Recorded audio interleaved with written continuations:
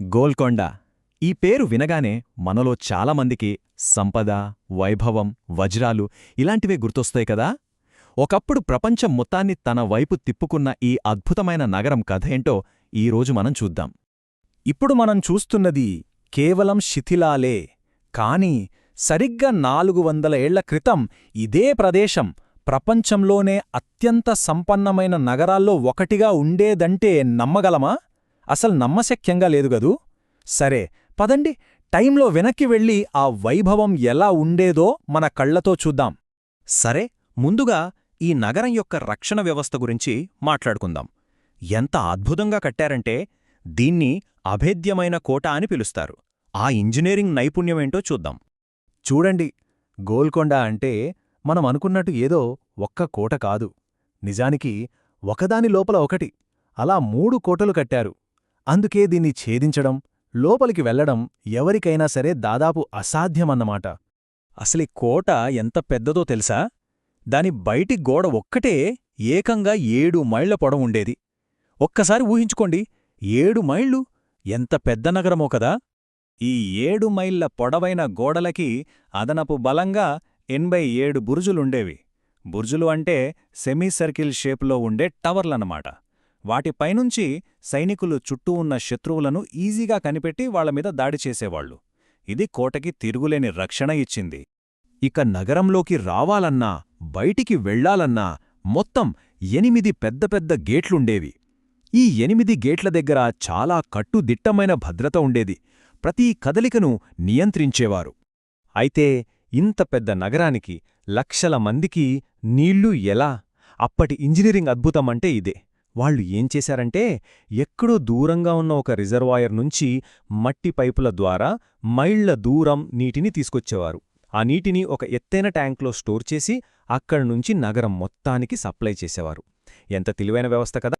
Okay, కోట నిర్మాణం, దాని రక్షణ వ్యవస్థ అంతా అద్భుతం.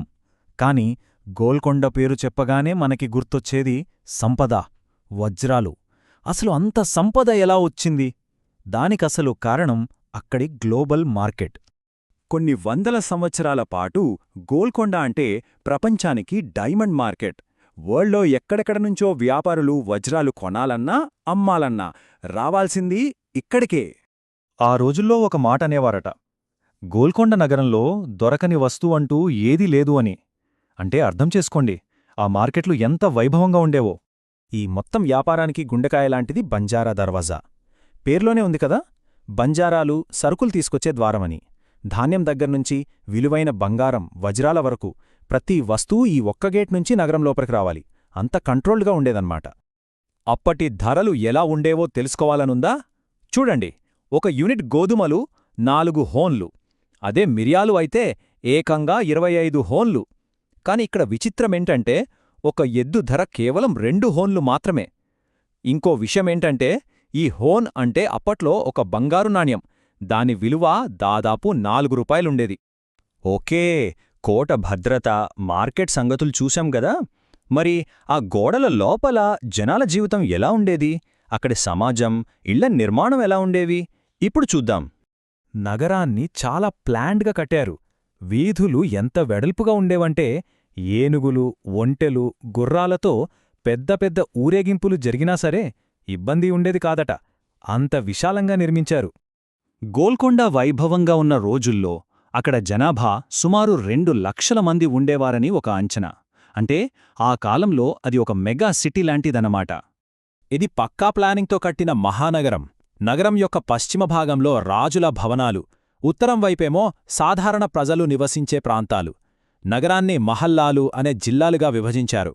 ఇంకా చెప్పాలంటే గుళ్ళు, మసీదులు, స్కూళ్ళు, పబ్లిక్ బాత్లు, చివరికి ఇళ్లపైన అద్భుతమైన రూఫ్టాప్ గార్డన్లు కూడా ఉండేవట. గోల్కొండ అంటే కేవలం డబ్బు, వ్యాపారం మాత్రమే కాదు, కలలకి, సాహిత్యానికి కూడా అది ఒక పెద్ద పీట వేసింది. దీనికి కారణం అక్కడి కవిరాజులు.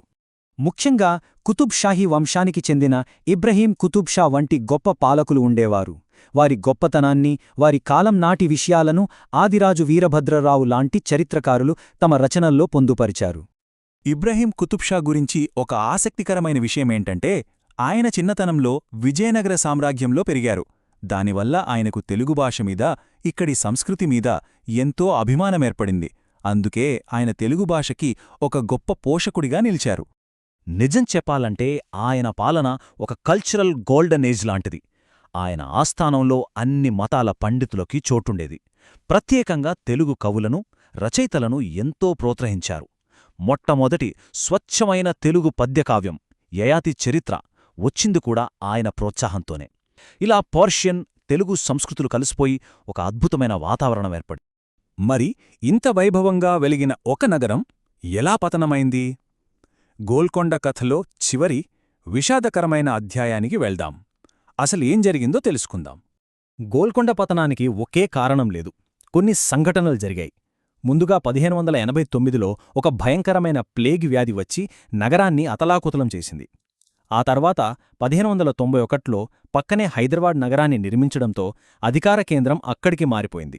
ఇక చివరి దెబ్బ 1687లో పడింది. మొఘల్ చక్రవర్తి ఔరంగజేబ్ ఏకంగా 8 నెలల పాటు కోటను ముట్టడనించి చివరికి దాన్ని ఆక్రమించుకున్నాడు. ఇలా పతనమవ్వడానికి ముందు గోల్కొండ దాదాపు 250 సంవత్సరాల పాటు తన సంపదతో, తన వైభవంతో ప్రపంచం మొత్తాన్ని ఆశ్చర్యపరిచింది. చూశారు కదా, కోటలు కూలిపోవచ్చు, సామ్రాజ్యాలు అంతరించిపోవచ్చు, కాని ఒక వారసత్వం, ఒక కీర్తి శాశ్వతంగా నిలిచి ఉండాలంటే ఏం కావాలి? ఇది మనందరం ఆలోచించాల్సిన ప్రశ్న.